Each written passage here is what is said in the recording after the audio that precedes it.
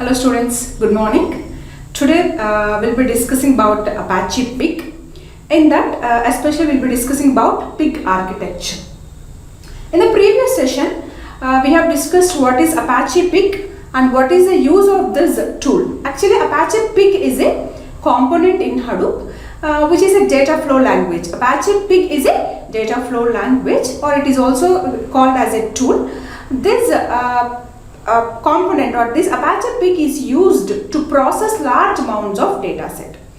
We know that in the previous sessions we have discussed about MapReduce programming model. MapReduce programming model is also used to process large amounts of data, that is large data sets. In the same manner, Apache Pig is also developed for processing large data sets.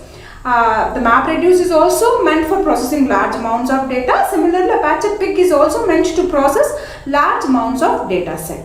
Then why did they introduce two different programming things like MapReduce and Apache Pig? Is there any difference between MapReduce and Apache Pig? Yes, there is a difference. MapReduce, the people who know, the programmers who know about Java very well, those people can write MapReduce programming very well. Then what about the people who doesn't know Java? There may be some programmers who don't like Java or who don't know Java. For those people, for that kind of people, the Hadoop has come up with a new tool or new data flow language called Pig, Apache Pig. Pig is a data flow language which can be used to process large amounts of data without knowing any Java or any other programming languages. If the programmers know a little bit about the scripting languages, then the programmers can easily write Pig Latin scripts. So Apache Pig, in order to process these large amounts of data, Apache Pig contains a language called Pig Latin. Apache Pig contains a language called Pig Latin.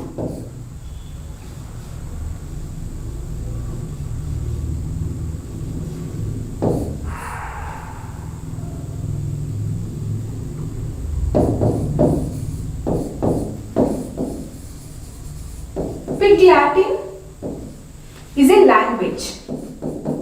Pig Latin is a language in Apache Pig. This language is used to write the scripts to process large amounts of data. Okay students? Fine. Now, once the user or the programmer has written the Pig Latin scripts by using Pig Latin language, now how these scripts are going to execute? Who will execute these Pig Latin scripts? Who are going to write these Pig Latin scripts? The user, the programmer will be writing the Pig Latin scripts. For what purpose we are going to write the Pig Latin scripts? To process large amounts of data set. Why we are not using MapReduce programming to process large amounts of data sets, and why we are using only Pig means the people who doesn't know, the programmers who doesn't know Java, then they can use Apache Pig Latin programming scripting language to process large amounts of data. So in order to write Pig Latin scripts, the programmer has to know few operators. That operators I will be discussing in next session. In today's session, assume the programmer has written the Pig Latin scripts, and how these Pig Latin scripts, the scripts which is written in Pig Latin, are going to execute. Who will execute this Pig Latin scripts? That I am going to discuss in today's session. That execution model, we are calling it as a Pig architecture. Pig architecture is nothing but the execution flow of a Pig Latin scripts in Apache Pig. This architecture describes the execution model. This architecture discusses the execution flow of Pig Latin scripts.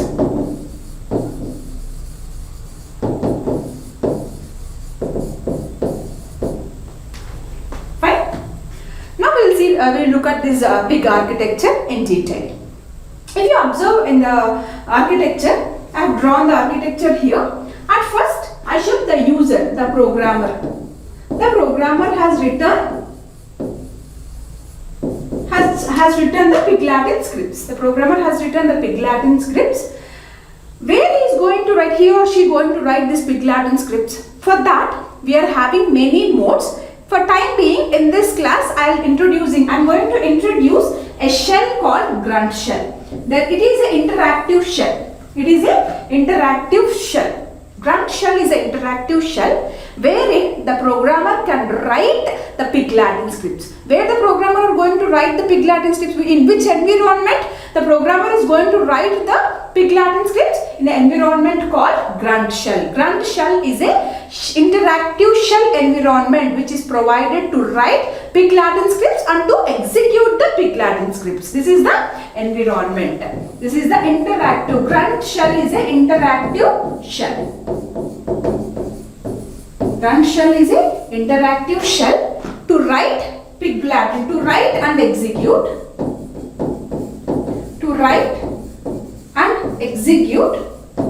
pig Latin scripts.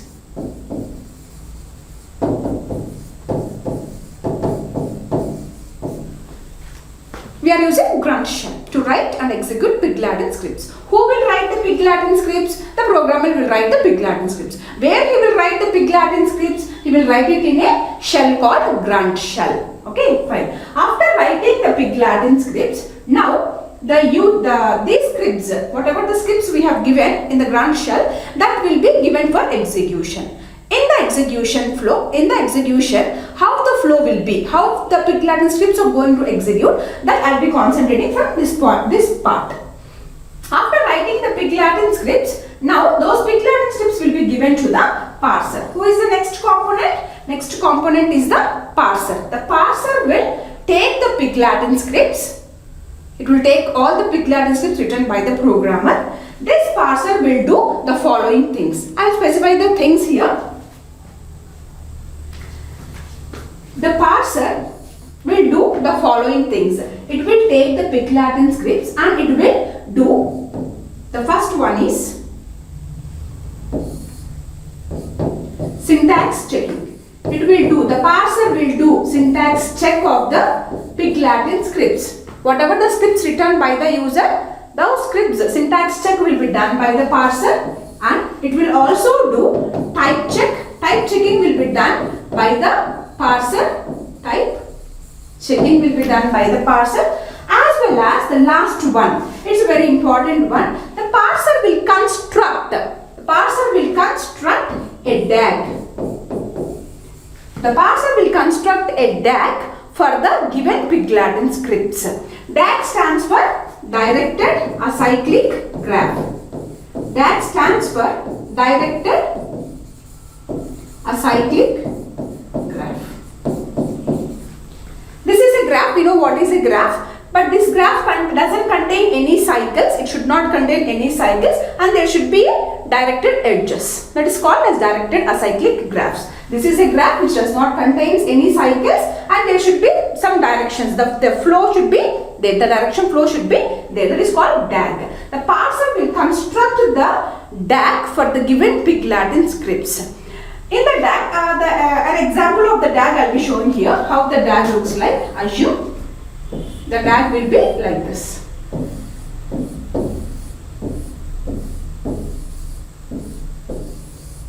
Assume J1, J2, J3, J4, J5 and J6.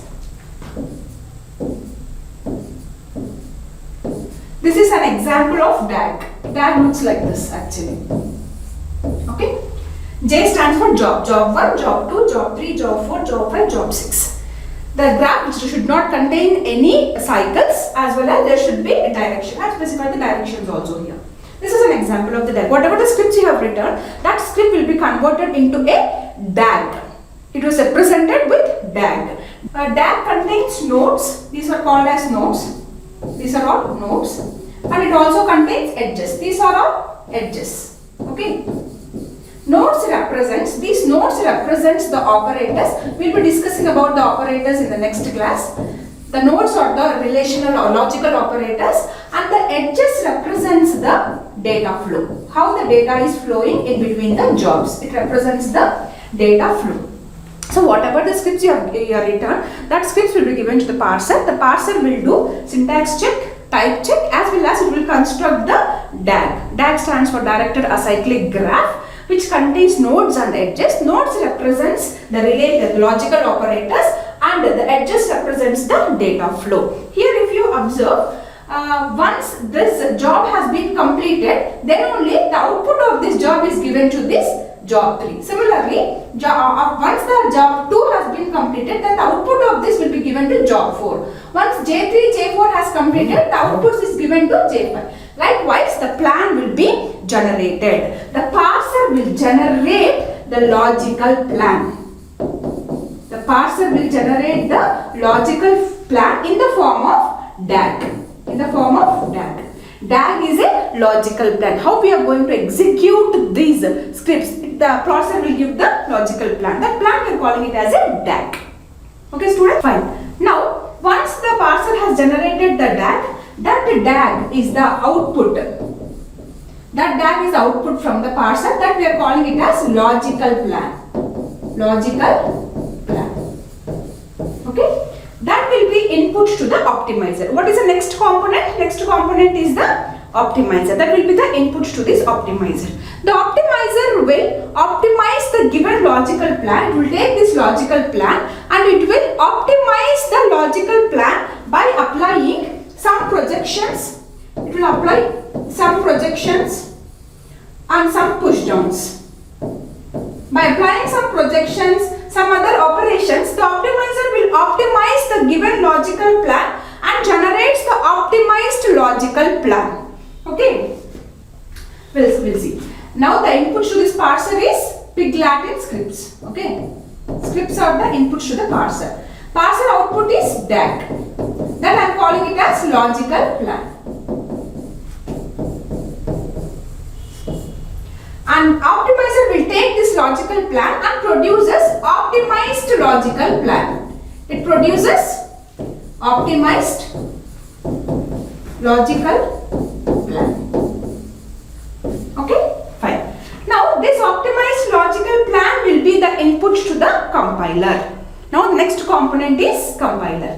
The compiler will take this logical plan, this DAG, and it will compile the logical plan and it will compile the given logical plan and generates series of map reduce jobs. What it will generate? It will compile the given optimized logical plan and generates series of map reduce jobs. If you observe in the previous parser, I have given some DAG here. Okay, like this I have given one DAG. This I am calling it as J1, J2, J3, J4, J5. I assume these are all the map reduce jobs. Okay, optimized DAG is given to compiler. The compiler compiled the code and it was generated a series of map reduce jobs. These are the jobs. How many jobs we are having? 5 jobs we are having. These 5 jobs will be given to the execution engine in the sorted order. Now the execution engine will receive these map reduce jobs and it will execute these map reduce jobs by taking help from the HDFS. Where the data is residing, whatever the data, large data says, for what purpose we are using this pig? To process large amounts of data, isn't it? The large amounts of data is residing in the HDFS. Okay, now this execution engine will execute this map reduce programs, map reduce jobs by fetching the data from HDFS. So this is the entire pig architecture. Once again I am summarizing. Initially the pig Latin scripts are written by the user, where he or she will be writing the scripts in the grunt shell. Now in the grunt shell we are having the scripts. That scripts is given for execution. For what purpose we are writing the scripts? To process large amounts of data, for analyzing the data. Okay, that script is given to the parser. The parser will do 3 things. The parser will do 3 things. The first one is syntax check. The second one is type check. The third one is construction of the DAG. These 3 things will be done by the parser. Once the DAG has been constructed, that will be the output from the parser and that DAG will be input to the optimizer. Now the optimizer will take this DAG, this we are calling it as a logical plan. Okay, this logical plan will be taken by the optimizer. It will still optimize the logical plan and and produces the optimized logical plan. Okay, fine. This optimized logical plan will be given as inputs to the compiler. This is a Pig Latin compiler. This compiler will compile the given logical plan into series of map-reduced jobs. Series of map-reduced jobs. And these map-reduced jobs has given to the execution engine to execute that particular jobs. This execution engine will execute these map-reduced jobs by taking the data from which file system? Hadoop distributed file system. So in this way, after executing, we will be getting the result. In this way, the pig scripts are going to execute. This entire thing is a pig execution model. At high level, we are calling it as a pig architecture. This pig architecture is for what? To execute pig Latin scripts.